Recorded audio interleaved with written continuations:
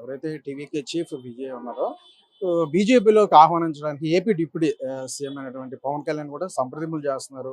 ఎందుకంటే బీజేపీలో వస్తే అన్నీ కూడా అంతా బాగుంటుందంటూ కూడా అంటే ఈ యొక్క ఏదైతే ఈ యొక్క అంశానికి సంబంధించి ఏంటి అసలు అధికారంగా ప్రకటన రానప్పుడు కూడా ఇవన్నీ కూడా వార్తలు చక్కర్లు కొడుతున్నాయి.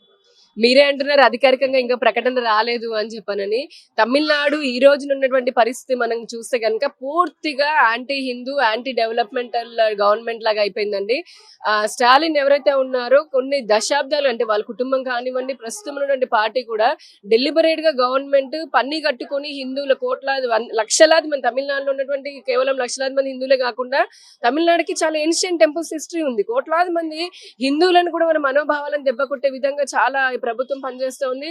ప్లస్ కరప్షన్ లో నెంబర్ 1 అయిపోయారు. అక్కడ అభివృద్ధి లేకుండా అయిపోయింది, స్మగ్లింగ్ పెరిగిపోయింది, డ్రగ్స్ పెరిగిపోయినాయి, అలానే అత్యాచారాలు చాలా రకాల అక్కడ అంటే ప్రజలకి ఒక మంచి పాలన కరువు అయిపోయిన పరిస్థితులలో ఈ రోజున ప్రజలందరూ కూడా మార్పును కోరుకుంటూ ఉన్నారు. కరప్షన్ ఫ్రీ అలాగే అభివృద్ధి మంత్రంతో ఈ రోజున దేశవ్యాప్తంగా నరేంద్ర మోదీ గారి ఆధ్వర్యంలో మనం చూస్తున్నాం ఏ విధంగా రోడ్లు కానీ, హైవేలు కానీ, రైల్వేలు కానీ, సంక్షేమ పథకాలు కానీ అభివృద్ధి చెందుతున్నారు మిగతా రాష్ట్రాల్లో. మన ఆంధ్రప్రదేశ్ లాంటి రాష్ట్రంలో డబుల్ ఇంజిన్ సర్కార్ ఉంటే గనక ఏ విధంగా మరింత రాష్ట్రం ముందుకు వెళ్తుందో కూడా ప్రజలు చూస్తున్నారు. తమిళనాడు ప్రజలు కూడా ఒక మార్పును కోరుకుంటున్నారు. ఇక రాజకీయంగా అలయన్స్ అని చెప్పనని అంటారా, నిజంగా అటువంటి పరిస్థితి ఉంటే గనక అప్పుడు అధికారికంగా 2 పార్టీలు కూడా వారే ప్రకటిస్తారు కదా.